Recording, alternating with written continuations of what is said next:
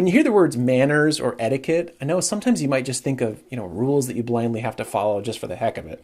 But actually, that's not the case. At their core, manners are just about being considerate and respectful to the people around you. Table manners are particularly important because, well, let's face it, there's a lot more ways to gross someone out when you're eating with them. When you're slurping and chomping and burping and splattering, versus when you're just like sitting next to them on a train reading a newspaper. Because of that, table manners have always been a good tell about someone's overall refinement, their upbringing, and their sort of sensitivity and kind of self-awareness around other people. So my thought is, even if you don't practice impeccable table manners at home, it is important to know how to behave properly for those important occasions. Today we're going to be talking about some easy to follow guidelines that will help keep your table manners on point throughout an entire meal. Sitting down at the table. So when you're just about to sit down at the table, that's a great time for you to silence your phone and put it away. You don't want to be that guy whose phone is going off during a nice dinner. The other thing you want to do is make sure and wait for everyone to gather around the table and about to be seated before you sit down yourself. And you may want to take a cue from the host or hostess. The first thing you do when you sit down is generally put your napkin on your lap. And in really formal settings, you would actually wait for an indication from the host or hostess to do this, but in most settings, you're probably safest just to put your napkin on your lap when you first sit down so you don't forget. Of course, it should never go in your shirt. You should keep it in your lap, but your napkin is your friend, so feel free to use it throughout the meal to blot your mouth and keep it clean. Body language. When you're sitting down, your posture should be upright. You should try to avoid, slouching or leaning way back in your chair. Keeping your elbows off the table. So this is kind of a misunderstood rule. Of course, it isn't acceptable to put your, elbows on the table while you're eating, and in general, you want to kind of keep your free hand on your lap while you're eating. But it is actually acceptable to put your elbows on the table in between courses when you're not eating, and particularly after the meal. If you're just enjoying conversation with the other diners, you can put your elbows on the table, lean in, and it's totally fine. The place setting. Oh, the place setting. Nothing gives people greater anxiety than the place setting. You sit down and there's all these glasses and plates and implements. You don't know what's going on. It's totally overwhelming. Now, the first thing you want to figure out is where's my bread plate and where's my water glass? Because you don't want to be like sipping off someone else's glass or stealing someone else's bread. So I like to use this trick that my friend Dave showed me that's really handy. Just remember B and D. So B for bread and D for drink. And that always kind of tells you what side everything is on. When it comes to understanding which glass is for what, honestly, you shouldn't have to worry about it, because most likely when you get there to the table, your water glass is probably already going to be filled, or it will be pretty obvious which one the glass is.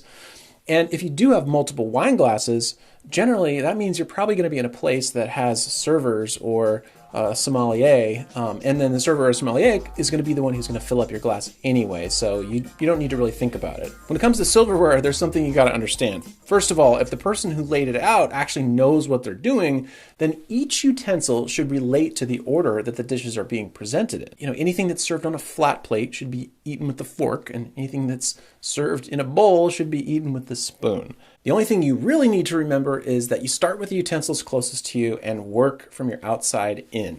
Those utensils on the top, above your plate, are for dessert. Don't worry about them for now. On your left side, you're probably going to have some forks. On your right side, you're probably going to have some knives, a spoon or two, and then maybe a funny miniature fork-looking thing that's a seafood fork, essentially. Starting the meal. So as much as you might want to just tear into your food because you're hungry when it first arrives in front of you, you've got to wait until everyone else is served. And in really formal dinners, you would actually wait to get a cue from the host or hostess, but usually you're safe if everyone is served. In the Western world, there are sort of two acceptable ways to hold your fork and knife. There's the American style and the continental style. With the American style, you hold your fork in your dominant hand, kind of like a pencil, and then when it comes time to cut something, you switch hands, and that's why this is sometimes called the zigzag style also. And you use your dominant hand to cut with the knife. Cut a single bite of food and then switch the fork back to your dominant hand to take a bite. And while you're doing that, if you want to set the knife down, you can place it at the top of your plate with the blade facing down towards you. With the continental style, you keep your fork in your non-dominant hand and then you still cut with your dominant hand, but you don't switch them.